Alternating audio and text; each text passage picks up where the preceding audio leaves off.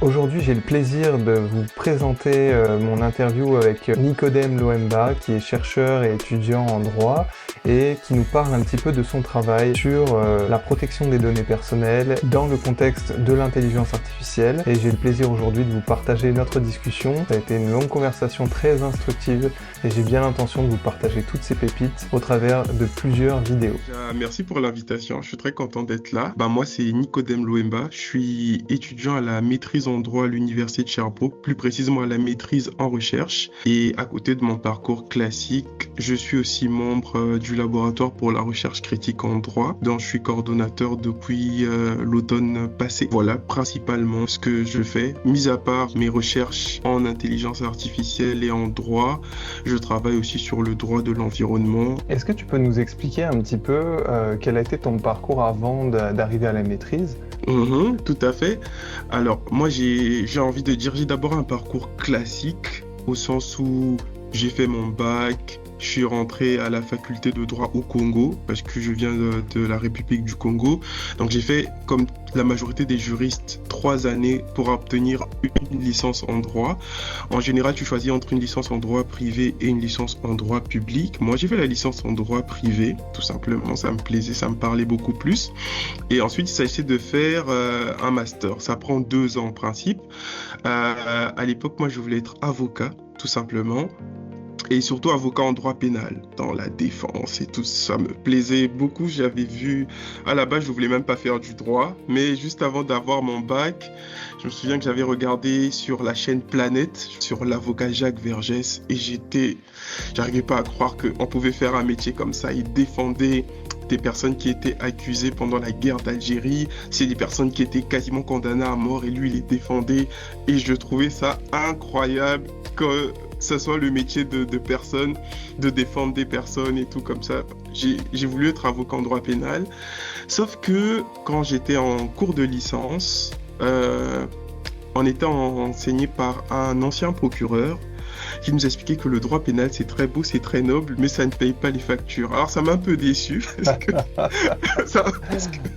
oui j'aimais ça, mais apparemment ça ne permettait pas de vivre. Il nous a expliqué que pour la réputation, c'est le droit pénal, d'où le fait qu'on fasse des documentaires sur des pénalistes en fait, mais en matière d'argent, ça prend énormément de temps.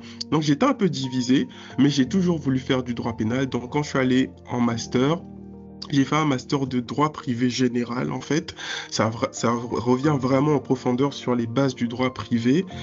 Et quand je suis arrivé dans ma 2e année de master où il fallait faire un travail de spécialisation et un mémoire en fait, j'ai fait un compromis, j'ai fait un master en droit pénal des affaires, côté très pénal en fait sur la défense concrète de la vie des personnes. Ici ça va généralement être les contentieux qui touchent au monde des affaires, par exemple les entreprises qui vont polluer, qui vont être impliqués dans des dommages qui touchent l'environnement ou bien des personnes, c'est ça qui m'a intéressé en tant que tel.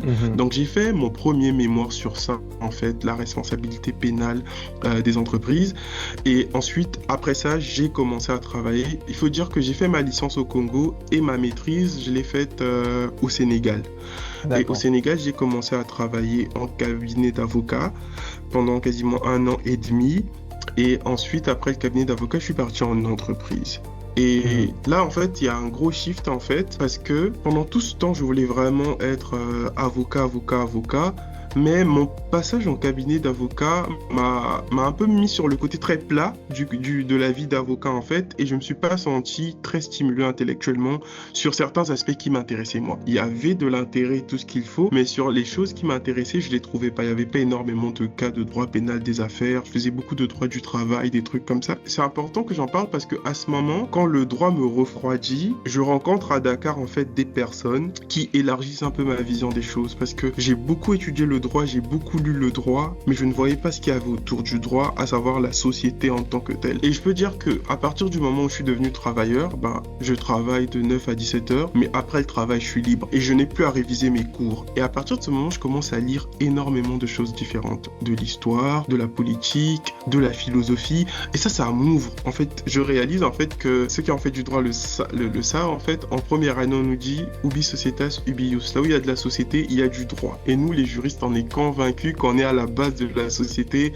on peut rien faire sans nous, on se sent trop comme les stars en fait. Mais quand tu lis d'autres sciences en fait, tu réalises que c'est beaucoup plus compliqué que ça et que la société c'est beaucoup plus large, il y a des rapports de pouvoir, il y a des rapports de force, il y a de la construction sociale, il y a des choses qu'on considère comme étant naturelles mais qui sont construites socialement. Et pendant tout le temps où je travaille, je commence à m'ouvrir à d'autres livres et je lis de moins en moins de livres de droit, mais je lis beaucoup sur la société. Et ça va s'amplifier quand je vais basculer en entreprise. Je continue à travailler, mais en fait en entreprise, la réalité est totalement différente. Quand on travaille, quand on fait du droit en cabinet d'avocat, on est dans le contentieux majoritairement. Donc le contentieux, c'est lorsqu'une personne a un problème, elle ne peut pas se défendre seule devant le juge, elle va venir devant un avocat. Les avocats interviennent là dans le contentieux. Il y a aussi une dimension conseil. On veut prendre une décision qui aura des conséquences juridiques, on va consulter un avocat pour poser des questions. Et quand tu bascules en entreprise, en fait, tu ne fais plus de contentieux. Parce qu'il y a certes des services juridiques dans les entreprises, mais ces services-là fournissent des conseils en interne ou bien préviennent le contentieux. Et quand je bascule en entreprise, c'est généralement le conseil que je fais. Je fais du conseil et de la conformité. C'est nous qui faisons le geste. On lit la loi, on regarde ce qu'on fait, on interpelle la direction pour dire cette activité-là, c'est pas très clair. Et l'entreprise, en fait, c'est un basculement pour moi parce que c'est là que je suis concrètement confronté à la responsabilité sociale et environnementale. Il y a des questions qui se posent et tout machin. Et je suis vraiment intéressé par cette idée de responsabilité sociale et environnementale. Et je commence à me poser beaucoup de questions dessus. J'ai envie d'en savoir plus. Parce que j'ai pas fait ça à l'école, mais je découvre ça dans l'entreprise. L'autre aspect, c'est la protection des renseignements personnels. Il y a pas mal de situations qui surviennent dans l'entreprise. On se pose des questions. Déjà, il y a des personnes qui ont des véhicules qui sont donnés par l'entreprise, mais est-ce que ces personnes peuvent les utiliser hors des heures de travail? Et si elles les utilisent, comment on fait pour savoir? Est-ce qu'on peut mettre un tracker sur ces voitures? Mais il y a des questions d'enjeux sur la vie privée. Est-ce qu'on peut traquer Donc il y a beaucoup d'enjeux qui se posent. Donc j'ai ces deux choses-là qui viennent et tout. Et là, je me dis qu'il y a une nécessité pour moi de me former, d'apprendre quelque chose de nouveau que je découvre dans le monde de l'entreprise, mais dont on ne parlait pas à l'université. Je me dis ce serait bien que je fasse un DESS. Donc le DESS, diplôme d'études spécialisées, supérieures spécialisées, qui consiste à étudier une question bien précise sur une courte période.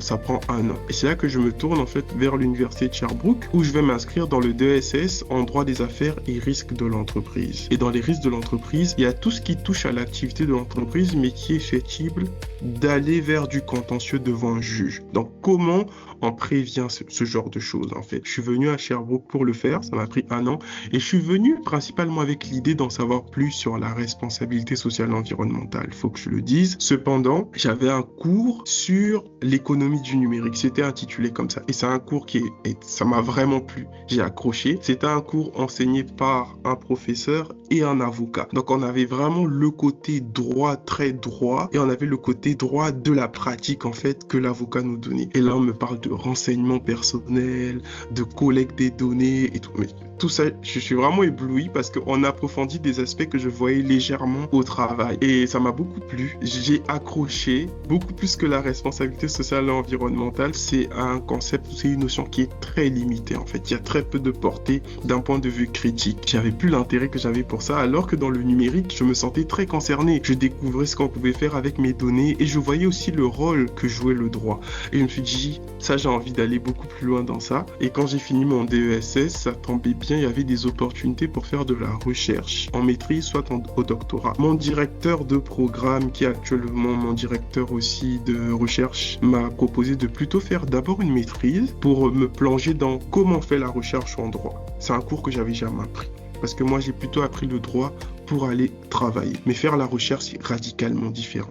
Donc voilà comment j'arrive en recherche en droit. Et naturellement, moi, je savais que j'allais travailler en droit du numérique, mais au début de l'année, j'avais pas en tant que tel un sujet. Il s'est construit au fur et à mesure. Et voilà en fait comment j'arrive en fait dans ce parcours de recherche en droit. Merci Nicodème, c'est vraiment très intéressant de voir que tu as pu cheminer au travers de ces différentes expériences issues de la vie professionnelle et puis des différents cours que tu as suivis. Aujourd'hui, ton focus, c'est plus tout ce qui est droit du numérique, les données. Est-ce que tu pourrais nous parler un peu plus de ce que c'est ta recherche et à quoi elle sert concrètement pour des gens qui ne sont pas spécialistes en droit, comme moi par exemple? Comment tu expliquerais ça? L'intitulé de mon sujet de mémoire, c'est la vie privée des tiers face aux inférences algorithmiques. Alors ça peut sembler très opaque, même pour une personne en droit en fait, ça peut sembler très opaque. Donc je vais découper mon sujet petit à petit. On va commencer par la première partie du terme, c'est la vie privée des tiers. Alors là encore, il faut faire un découpage parce qu'il y a d'abord la vie privée. La vie privée, c'est un très gros sujet. C'est pas le monopole des juristes. C'est quelque chose de culturel, de social, d'historique. Ce n'est pas une notion figée. Ce qu'on entend par la vie privée varie en fonction de l'espace et du temps. La manière dont on conçoit la vie privée, ce que représente l'objet de la vie privée varie à travers l'espace et le temps. Par exemple, l'émergence de la chambre, c'est quelque chose de très récent. Il y a beaucoup de cultures et de sociétés qui, à travers le temps, n'ont pas eu de chambre. C'était des très grandes maisons avec des pièces communes. Mais la chambre participe à une certaine conception de la vie privée. On se dit, j'ai mon espace et tout machin. C'est un exemple très trivial pour montrer à quel point ce qu'on entend par la vie privée varie énormément. Donc, la vie privée en tant que telle, c'est un gros challenge parce que c'est pas en tant que telle défini. Mais on va souvent s'entendre sur des avenues communes et on va forger des notions pour pouvoir insérer ça. On va plutôt parler des attentes raisonnables en matière de vie privée. À quoi on peut s'attendre? Mais on va pas chercher une naissance de la vie privée en tant que telle. Il n'y a pas la substance en fait. On a séparé la vie privée dans des dimensions. On va parler d'une vie privée corporelle, une vie privée informationnelle. Moi, dans le cadre de mon travail, je m'intéresse à la vie privée informationnelle. En fait, celle qui touche aux différentes informations, notamment les renseignements personnels. Au Québec, quand on parle de renseignements personnels, en Europe, on parle de données personnelles, mais c'est la même chose. Moi, c'est ça qui m'intéresse, en fait, la vie privée informationnelle. Donc, les différents aspects de la vie privée qui touchent aux informations sur les personnes. Parce que la vie privée, elle concerne principalement les personnes physiques en tant que telles. Et moi, je m'intéresse à la vie privée des tiers. Le tiers, c'est une notion floue en droit, parce que c'est généralement une notion qu'on définit par rapport à. On n'est pas tiers en soi, on est toujours tiers par rapport à quelqu'un d'autre. Le tiers, pour donner un exemple simple, Samuel, toi et moi, on va passer un contrat. Je vais te vendre mon ordinateur. Toi, tu as décidé de l'acheter. Toi et moi, nous sommes les parties à un contrat. Toutes les personnes qui ne sont pas concernées par ce contrat, ce sont des tiers. On est tiers à quelque chose dont on n'est pas la partie principale. Étant donné que le droit qui est en vigueur dans les pays occidentaux est un droit, on va dire le droit moderne. Le droit moderne est vraiment fondé autour de la notion d'individu. Donc on va partir des actions des individus. Un individu signe un contrat, il signe en tant que partie au contrat. Ça ne concerne pas les tiers. Il existe des contrats exceptionnels qui concernent principalement les tiers, notamment les contrats d'assurance. Toi, t'es un père, tu gagnes de l'argent et tout ce que tu veux et tu te dis, il faudrait bien que mon fils puisse bénéficier d'une assurance le jour où je ne serai pas là. Alors là, tu vas signer un contrat pour un tiers. Le tiers va bénéficier, à savoir, c'est ton fils. C'est pas lui qui va aller vers la compagnie d'assurance, c'est toi. Tu vas signer avec la compagnie d'assurance pour dire, oui, moi je gagne ça, mais si le jour où je ne serai plus présent, je veux que X ou Y reçoive tel montant. Donc là, c'est un tiers. Mais il est directement concerné par la transaction, bien qu'il ne la signe pas en tant que tel. C'est ça la notion de tiers, en fait. Ce sont toutes ces personnes qui ne sont pas directement impliquées dans la transaction principale. Et moi, je m'intéresse à leur vie privée, en fait, en tant que telle. Et là, intervient la deuxième partie de mon sujet, c'est-à-dire les inférences algorithmiques. Donc, le sujet, la vie privée des tiers face aux inférences algorithmiques. Alors, pourquoi je formule ce sujet-là? C'est que, tel que le droit conçoit la protection de la vie privée, on se dit qu'on a un sujet qui a sa vie privée avec des informations relatives à sa vie privée et qui choisit de les délivrer volontairement. C'est vraiment ça le principe, en fait. C'est d'où la fameuse politique de confidentialité qu'on connaît tous et qu'on lit rarement. C'est vraiment, on te demande, est-ce que tu acceptes, en te connectant sur notre site, sur notre application, de nous partager tes renseignements personnels, tes renseignements à toi. Et on dit, oui, j'accepte, oui, je consens, on clique et puis on continue. Mais on s'engage pour nous-mêmes. Je m'engage pas pour ma sœur, je m'engage pas pour mon cousin, ni pour mes amis. C'est pour moi-même que je m'engage. Donc là, Nicodème, tu nous parles, quand tu dis politique de confidentialité, de la petite case j'accepte, c'est là qu'on coche tous sans lire ce qu'il y a derrière le lien. Par exemple, quand on crée une adresse Gmail ou un compte Facebook. Tout à fait, c'est ça. On s'engage pour nous-mêmes quand on coche sur la case, quand on met j'accepte. C'est pour nous-mêmes qu'on s'engage. C'est pour nous et pour nos données. On ne s'engage pas pour les données des tiers, on ne s'engage pas pour les données des autres en tant que tel. La particularité, c'est que le droit est fondé sur ce modèle-là, de l'individu rationnel, conscient de ses décisions, qui va partager ses données parce qu'il en tire un bénéfice ou ce qu'on veut. Cependant, avec l'arrivée des algorithmes, il y a quelque chose d'assez particulier. Leur entraînement nécessite énormément de données afin que les algorithmes répondent mieux aux attentes en fait des personnes. Ce que je constate en fait, c'est que il y a énormément de configurations où une seule personne s'engage pour un truc bien précis, mais à travers son engagement, elle révèle aussi des éléments de la vie privée d'autres personnes. Et c'est ça qui m'intéresse. C'est comment, vis-à-vis d'un droit qui s'est largement fondé sur l'idée que on va toujours volontairement, en étant conscient, délivrer nos données, les livrer, les envoyer, les révéler, comment on pense les situations où les algorithmes réussissent quand même à capter des données alors que des personnes n'ont pas volontairement donné. Donc c'est là que je m'intéresse aux tiers. Toutes ces personnes-là qui n'ont pas accepté, qui n'ont pas conclu en tant que tel un accord, mais dont les données sont quand même traitées. Alors que la loi exige qu'on ne s'engage que pour ses propres données. Donc c'est vraiment ça la manière la plus explicite en fait de parler de ce sujet qui paraît très hermétique. Facebook c'est l'un des meilleurs exemples. Donc sur Facebook, moi je vais télécharger l'application sur mon téléphone, c'est ma décision à moi de le faire. Je vais avoir la fameuse politique de confidentialité, elle est super longue et c'est volontaire parce qu'on n'a pas envie de la lire, on a juste envie de se connecter. On a des amis qu'on veut retrouver, on veut profiter de ce que Facebook offre. Et là, il faut que je précise quelque chose, même quand on n'est pas précis, même quand on a tout le temps de lire la politique de confidentialité, ça ne change pas grand-chose parce que la politique, elle est là, elle s'impose. Soit t'acceptes, et si t'acceptes pas, t'as pas Facebook tout simplement. Et on peut même questionner la pertinence de l'idée d'un choix déjà à ce moment-là. Est-ce que c'est vraiment un choix? Est-ce qu'on consent dans ces conditions? Mais bon, ça on pourra peut-être en parler après, mais voilà, en tant que tel, on accepte. Et moi j'accepte pour moi-même, je suis maintenant sur Facebook et tout ce qui va avec. Bien sûr, je veux aussi partager des photos, des moments et autres. Donc je vais probablement me retrouver un jour à Montréal avec Samuel, et là je vais dire, ah j'ai vu Samuel, on va prendre une photo. Mais je suppose que Samuel n'a pas Facebook. On prend une photo ensemble et moi je vais la poster le soir en rentrant chez moi pour dire aujourd'hui à Montréal au café, je sais pas, avec Samuel. Alors là, c'est un partage d'une simple publication, mais en droit, c'est un partage de renseignements personnels. Moi, je partage avec Facebook parce que j'ai consenti. Mais est-ce que Samuel a consenti?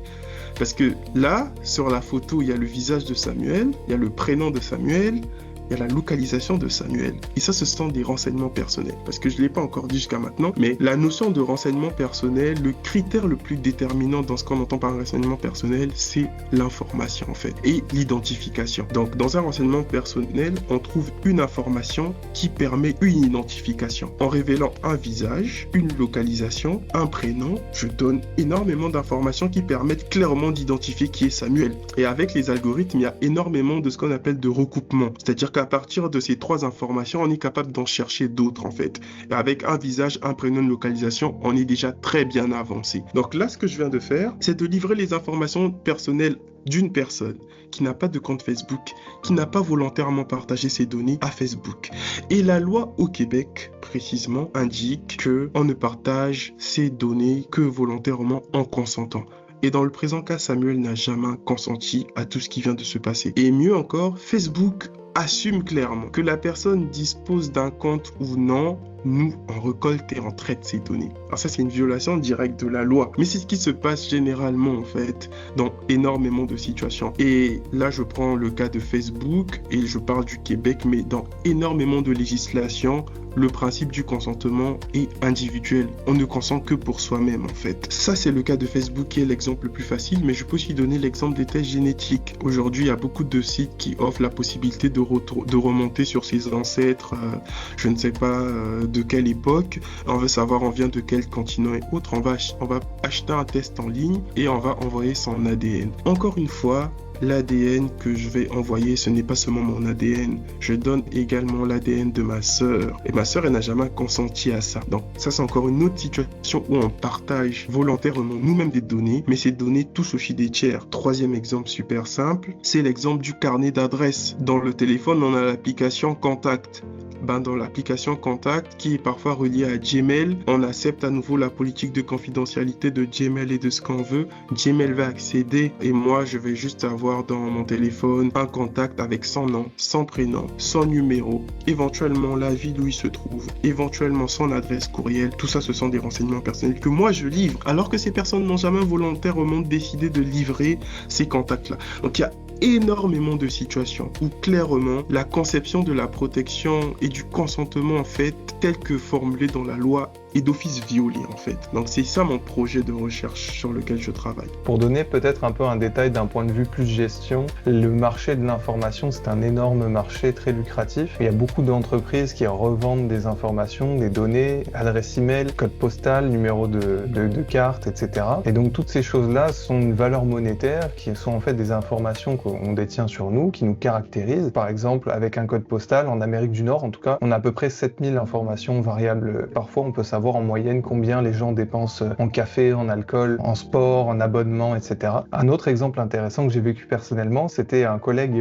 qui a une montre Garmin et il me présente un peu les fonctionnalités de l'ordre de 10 minutes à peu près. Une demi-heure plus tard, je suis dans le bus, sur Instagram, j'ai des publicités pour Garmin et c'est la première fois que j'avais des publicités pour des montres. J'ai pas d'antécédents et j'ai pas identifié de variables qui pourraient pousser l'algorithme à me montrer des montres. C'était probablement la localisation géographique. On le voit beaucoup sur Instagram, où on voit maintenant les likes de notre réseau. Et du coup, ça nous propose des choses de notre réseau. Et ça, ce n'est que la pointe de l'iceberg. On peut vous le dire en gestion, en statistique, en algorithmique, il y a des choses qui sont très très poussées pour prédire nos comportements. Et donc, ça pose des questions de vie privée. Tout ça pour dire que la définition même de la vie privée, elle n'est pas un peu subjective? Est-ce que c'est pas quelque chose de relatif? Oui, tu fais bien de faire cette opposition en intégrant le terme de subjectivité qu'on oppose souvent à l'objectivité. Là, il y a quelque chose de très intéressant en fait, c'est que pendant longtemps, très tôt, j'ai parlé en fait de la conception moderne. J'ai employé le mot moderne en fait. C'est que l'idée de modernité, on signale un basculement en fait dans l'histoire des idées en Occident à partir de ce moment où vraiment on a conçu l'idée selon laquelle l'individu est au centre des choses et que l'individu, d'abord on a conçu la société comme un amas d'individus, mais à côté de ça, on a aussi conçu ou admis l'idée selon laquelle les sociétés évoluent selon un modèle linéaire et avec un progrès. Donc on va vers plus de progrès. Il y a vraiment cette idée dans la modernité. Et l'un des grands outils de ce progrès, c'était la science. La science comme moteur du progrès. Mais le droit aussi a connu son basculement moderne en fait. Et dans l'idée de la modernité avec le droit, il faut prendre en parallèle l'idée de l'État. Donc la conception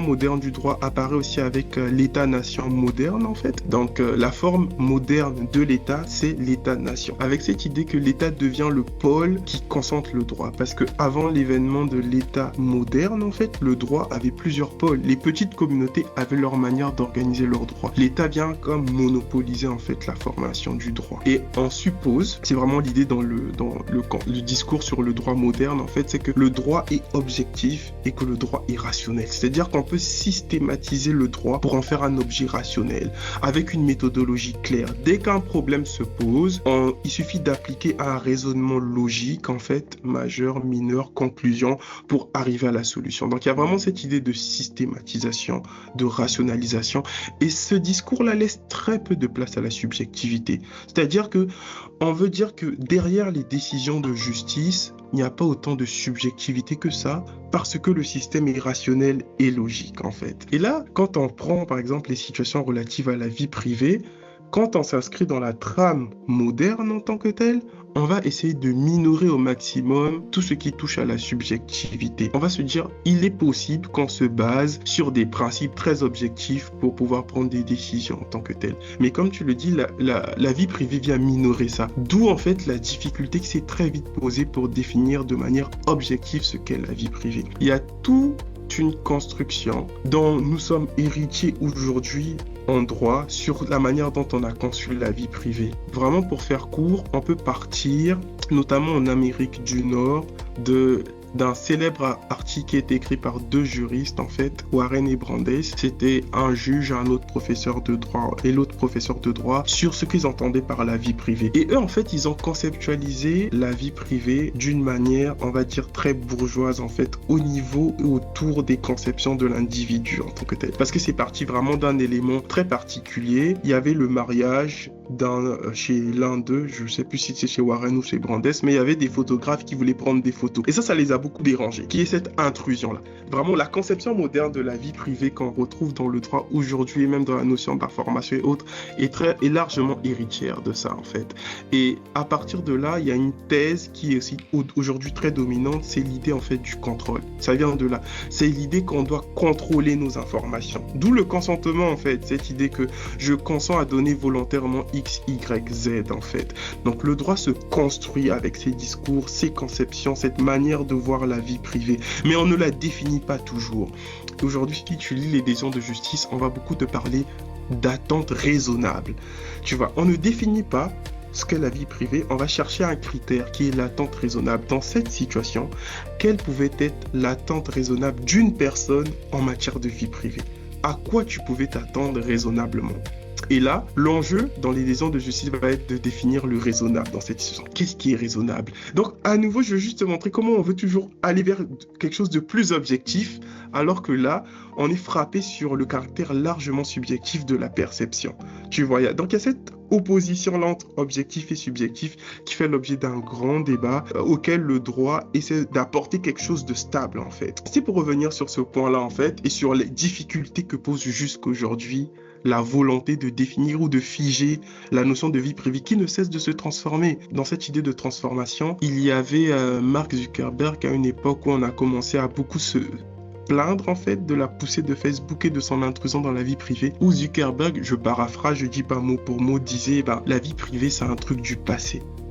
Cette idée de la vie privée, c'est un truc du passé. Et c'est quelque chose qui se discute aujourd'hui, en fait. Du côté de la tech, on veut pousser vers ça, la caducité de la vie privée. Ça a changé à travers l'espace et le temps. Les époques ont eu des conceptions différentes. Pourquoi aujourd'hui cette notion serait toujours pertinente? Pourquoi garder cette idée de vie privée?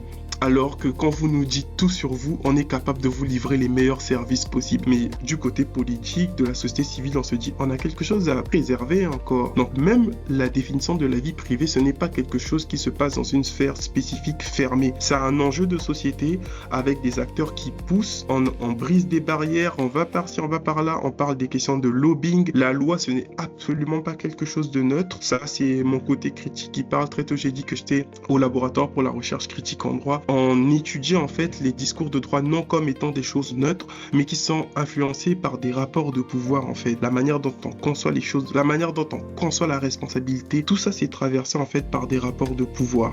Merci Nicodème pour ces explications. Maintenant, j'aimerais que tu nous expliques peut-être un peu plus concrètement tes espoirs avec ta recherche. Qu'est-ce que tu attends comme résultat? En quoi ça va être une contribution pour la société québécoise déjà, puisqu'on est au Québec ici, puis finalement pour le droit en général? La pertinence de la recherche, c'est parfois d'aller chercher en fait des points qui nécessitent en fait beaucoup plus d'attention. C'est sortir de la logique de venir dévoiler la vérité, mais parfois c'est la logique de mieux comprendre ce qui se passe, au-delà des apparences en tant que telles. Il y a un grand discours sur l'incompatibilité entre le droit actuel et l'émergence de l'intelligence artificielle. C'est un grand débat en fait en droit. Il y a certains qui disent il faut refaire le droit rien que pour l'intelligence artificielle.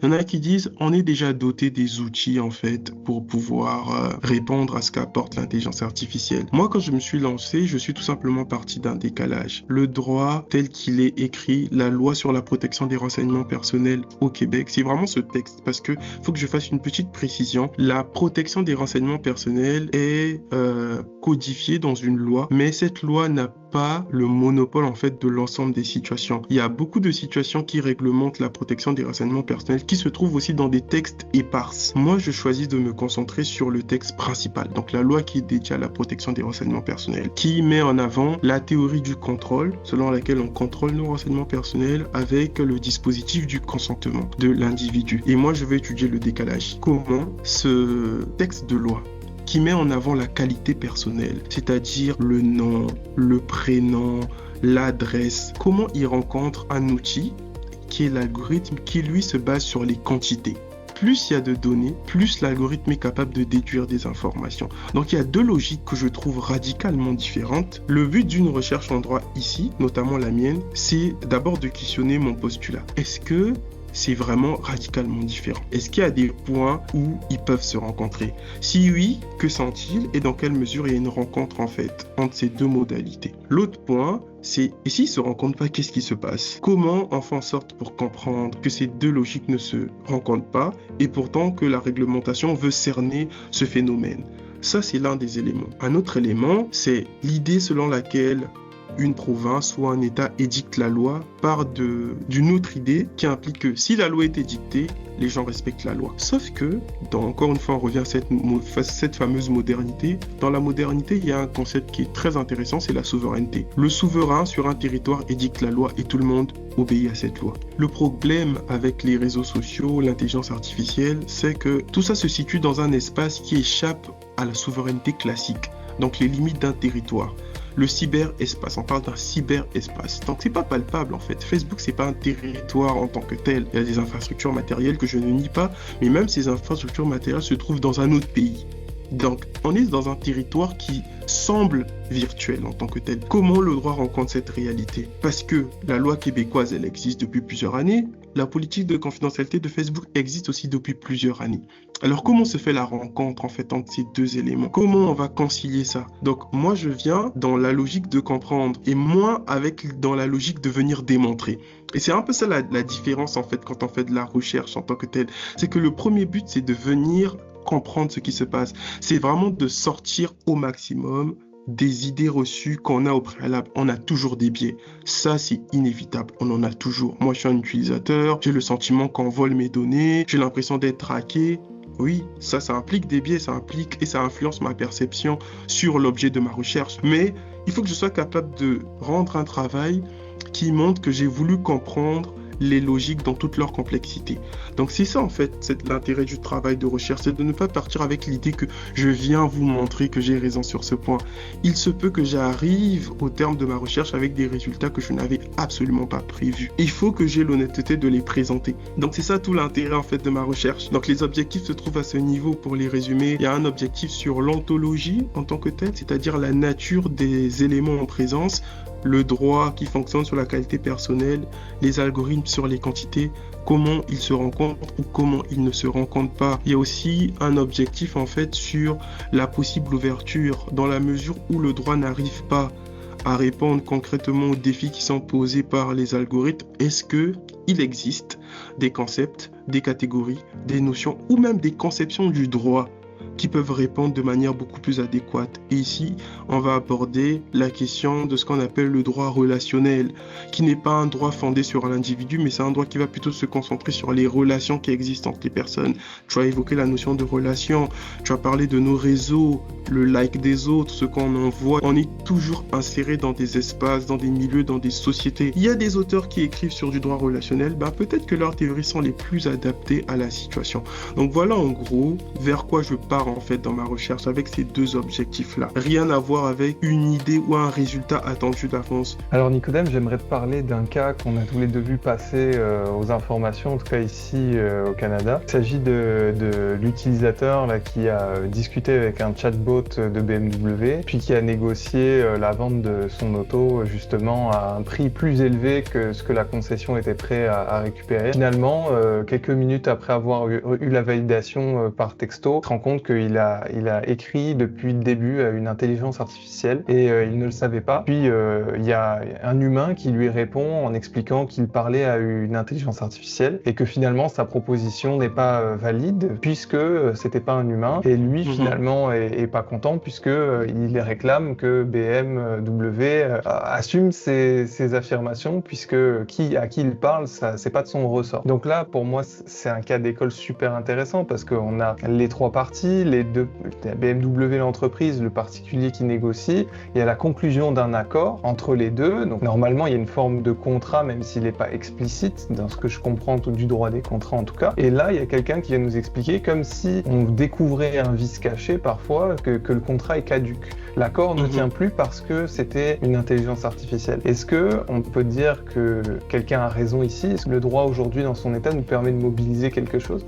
Oui, éventuellement le droit permet de mobiliser préciser quelque chose. On est dans un total radicalement différent de ma recherche actuelle. Vraiment radicalement parce que, étant donné que nous sommes dans des sociétés qui se fracturent énormément avec beaucoup de spécialisation, il y a un éclatement en fait des domaines en fait aussi du droit. Donc avant, on a cette division droit privé, droit public. Dans le droit privé, droit civil, droit des biens, droit des contrats, tout ce que tu veux, c'est dans du droit civil, mais on éclate encore de plus en plus. On éclate de plus en plus et là, on est dans ce qu'on appelle le droit de la responsabilité. Donc le droit de la responsabilité, c'est déjà énorme. Ça peut être droit de la responsabilité pénale, droit de la responsabilité civile. Ici, c'est la responsabilité civile. Et là, le questionnement porte sur le droit de la responsabilité de l'IA. En fait, c'est d'abord ça avant tout. C'est que qui est responsable? Le client estime avoir discuté, il ne savait pas qui discutait avec l'IA et tout ce qui va avec. Mais on va se demander en fait qui est vraiment responsable parce qu'il y a visiblement quelqu'un qui était trompé. Mais par qui? Parce qu'il a discuté. Mais il n'a pas discuté avec une personne. Effectivement, l'IA n'est pas une personne. Mais est-ce qu'il a discuté avec un objet comme les autres? Parce que, petite précision, il y a la réalité que nous vivons tous les jours et le droit en fait, il se plaque sur cette réalité. Et lorsque des conflits interviennent, le droit doit reconfigurer en fait ce qui s'est passé pour l'intégrer dans des catégories du droit. C'est comme ça que le droit fonctionne en fait. Le droit n'est pas là de prime abord. Le droit intervient par une reconfiguration de la réalité à travers ses propres catégories. Quand tu vas aller devant un avocat et que tu as un problème, il va te poser beaucoup de questions, pas forcément pour mieux te comprendre. L'avocat va poser énormément de questions pour savoir ce problème qui est en face de moi, je le fais rentrer dans quelle catégorie du droit. Lorsque le problème n'existe pas dans les catégories du droit, ça peut être bien, tout comme ça peut être mal, du point de vue des avocats, parce que ça donne de la place à l'interprétation. Et c'est ce qui se passe ici, c'est que généralement le droit est forgé sur une division assez sèche entre les personnes et les choses. C'est ça la division de base en droit. Même les animaux rentrent chez les choses, mais on va faire un développement spécifique pour dire oui, les animaux sont des choses, mais doués de sensibilité. Donc, c'est comme ça que le droit fonctionne. Et là, l'IA arrive et pose aussi un problème. Ni une personne, ni une chose. C'est quoi le statut de l'IA? Quand on se demande ça, c'est quel est le niveau de responsabilité? C'est tout un gros domaine du droit.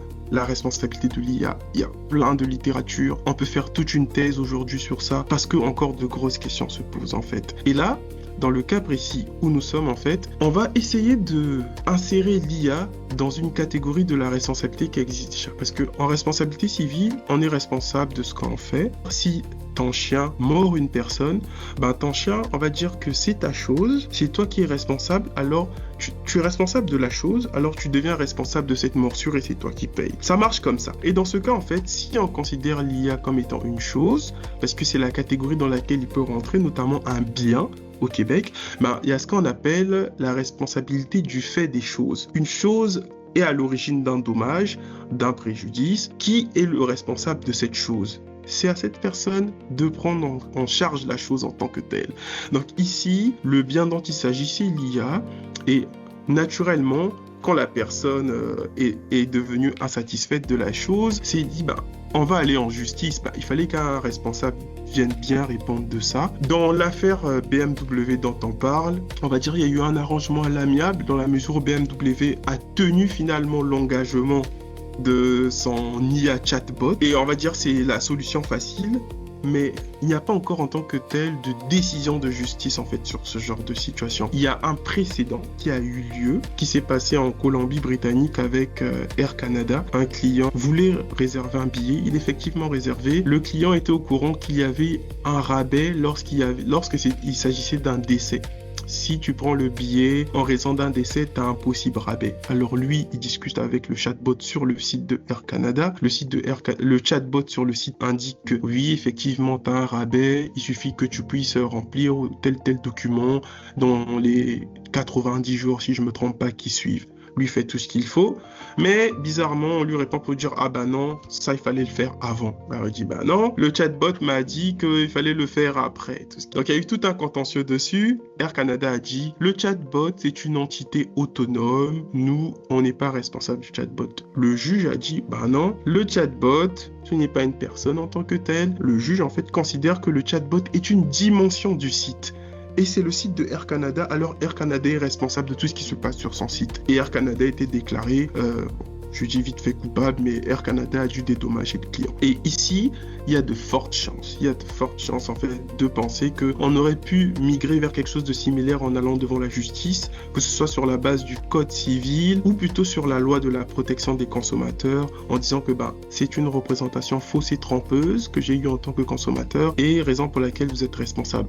Donc jusqu'aujourd'hui en matière de responsabilité, elle est imputée en fait à la personne, on va dire, propriétaire du bien, qui est l'intelligence artificielle. Même si, je tiens encore à dire, il y a de gros débats en droit sur comment on définit une intelligence artificielle, sur comment on définit sa responsabilité, et même là, il peut y avoir des questions de responsabilité à 2 niveaux, parce que lorsque j'ai lu sur cette affaire, il y a quelque chose qui m'a beaucoup intéressé. Dans l'article de Radio-Canada, il y avait un paragraphe qui disait « Quelqu'un qui travaille pour BMW précise que l'agent n'a jamais été programmé pour négocier des contrats de manière indépendante. » C'est-à-dire que dans cette situation, BMW assume la responsabilité du chatbot, mais il se peut que BMW attaque l'entreprise qui a programmé le chatbot pour dire tu nous as vendu ce chatbot comme étant capable de répondre uniquement aux questions, mais il se trouve qu'il a négocié quelque chose. Donc la responsabilité dans le premier cas est réglée, mais un autre problème peut venir du fait de la responsabilité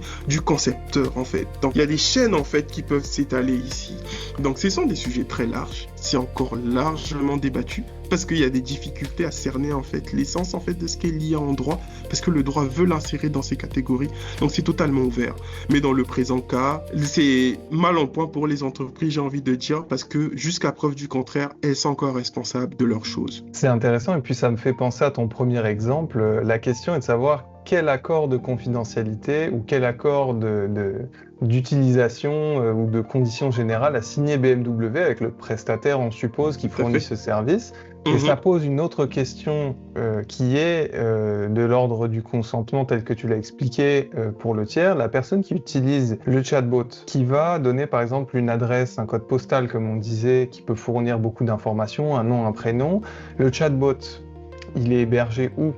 Qui est le prestataire? Est-ce que le prestataire lui-même qui fournit ce service à BMW utilise une API ou un logiciel qui est basé par exemple sur un modèle d'intelligence artificielle chinois par exemple, qui est un peu hors du contrôle de l'Union européenne ou de l'Amérique du Nord, on va dire, dans lesquels il y a des législations qui sont très spécifiques. On voit même des écarts entre Canada et États-Unis, particulièrement actuellement où il y a un effort de reconquête de la souveraineté des données, donc c'est-à-dire de la possession sur le territoire national canadien des données des entreprises. Est-ce que BMW lui-même a été jusqu'au bout de la chaîne de responsabilité? Le logiciel qu'est l'intelligence artificielle qui est déployé sur le site est une forme de communication externe de l'entreprise vers le client, donc une représentation de la personne morale de l'entreprise, et donc c'est à l'entreprise de s'assurer qu'il y a un niveau de service qui représente ce qu'elle est capable de fournir. Peu d'entreprises peuvent se payer un modèle à elles et le développer en interne. En général, c'est des solutions qu'ils achètent. Et là, ça pose la question de la chaîne de responsabilité. L'entreprise reste responsable de ce qu'elle propose aux clients. On est capable d'interpréter une norme de droit de 2 manières radicalement différentes. La même norme en fait. Et lorsqu'on prend des termes comme la responsabilité, l'autonomie et autres, on est capable de les déployer de manière radicalement différente. C'est pour ça que les catégories du droit font l'objet de beaucoup de débats en fait. Donc ça reste ouvert, et tant qu'un texte ne viendra pas pour resserrer, parce qu'il n'y a aucun texte qui est capable de figer, le texte va venir resserrer, et à partir de ce que le texte resserre, on redéploie une nouvelle discussion. Ça marche comme ça en tant que tel. Donc tant qu'il n'y a pas de texte qui vienne resserrer concrètement ce qu'on va entendre par intelligence artificielle, responsabilité de l'intelligence artificielle, autonomie, prise de décision, ça va rester ouvert à la décision. On va beaucoup s'en remettre notamment aux décisions des juges, parce que c'est eux qui ont la capacité de graver en fait en tant que tel certaines formes d'interprétation dans le marbre en fait, on va dire. Pour les utilisateurs, je peux dire que on peut avoir aujourd'hui le sentiment d'être un peu pris en fait dans quelque chose qui nous dépasse. Et je tiens à dire de manière claire et sincère, ça nous dépasse. ce que propose le droit actuellement est insuffisant face à la réalité actuelle des choses. Ça, c'est une évidence. Ce qui ne veut pas dire qu'il y a une absence en fait de garantie. Il y a un minimum qui est là, qui est encore garanti. C'est la possibilité de d'utiliser ses droits en tant que tel. Mais c'est largement insuffisant face au contexte pour les différentes raisons qu'on a déjà évoquées, notamment la souveraineté, le cyberespace. Il est possible de faire un minimum parce que l'idée que j'aimerais bien que chacun retienne, c'est que nos informations forment un continuum en fait. Afin qu'on puisse constamment savoir des choses sur nous, il faut qu'on puisse constamment mettre à jour. C'est-à-dire qu'il y a des éléments qui sont assez fixes, notre nom, notre prénom, nos empreintes notamment. Et ça, c'est vraiment quelque chose de clé que j'aimerais dire. C'est que il y a ce qu'on appelle les données sensibles. On pourra revenir dessus une autre fois, mais vraiment, s'il y a des données qu'il faut éviter de donner, ce sont les empreintes du visage, en fait. Évitez de vous identifier avec votre propre visage. Évitez de vous identifier avec vos empreintes, en fait. Parce que ça, ce sont des choses qu'on ne change absolument pas. Et c'est vraiment difficile, en fait, de pouvoir récupérer ou de vouloir prétendre à une forme de confidentialité sur ces aspects parce que c'est difficile de les changer. Les empreintes des doigts, l'empreinte faciale, l'œil et autres, ça, c'est quasiment difficile, sinon impossible. Donc abstenez-vous au maximum en fait de livrer ce genre de renseignements. Je vais juste donner un exemple simple. Il y avait une tendance qui consistait à faire scanner la paume de sa main, une photo de la paume de sa main à ChatGPT. C'est fou parce que vous donnez les empreintes biométriques à ChatGPT et c'est énorme en fait. Vous ne récupérez jamais ça. Les données génétiques aussi, vous ne récupérez jamais ça. Donc évitez au maximum de donner ce genre d'informations parce que les données personnelles s'inscrivent dans un continuum en fait. Les entreprises qui les captent ont besoin de les capter en permanence pour être sûr que les données sont toujours actuelles. Aujourd'hui, Nicodème habite au Québec, fréquente l'université de Sherbrooke. Dans 5 ans, il se peut que je sois dans un pays en Afrique, que j'ai décidé de changer mon prénom, que je n'ai plus de numéro de téléphone, plus d'adresse mail. Les informations que Facebook, Instagram détiennent sur moi actuellement ne seront plus pertinentes. Par contre, si j'ai déjà donné mes empreintes et autres, là, ça va rester pertinent pendant un bon moment. Donc, c'est ce que j'aimerais bien que chacun retienne en fait. C'est que oui, il y a ce sentiment d'impuissance. Il n'est pas faux. Il faut beaucoup plus que ça. Il faut un basculement du rapport de pouvoir par rapport aux entreprises. Il est possible individuellement de réduire ce qu'on va appeler son empreinte digitale, sa présence, en s'identifiant le moins possible, surtout quand ce n'est pas nécessaire en tant que tel. Il y a beaucoup de sites qui nous demandent des noms, des prénoms, des adresses, alors qu'on n'en a pas besoin pour acheter un pot de fleurs en ligne. Utilisez des adresses temporelles. C'est disponible. Adresse temporaire, on te fournit une adresse et tu achètes ton pot de fleurs et t'as pas besoin de donner ton adresse concrètement.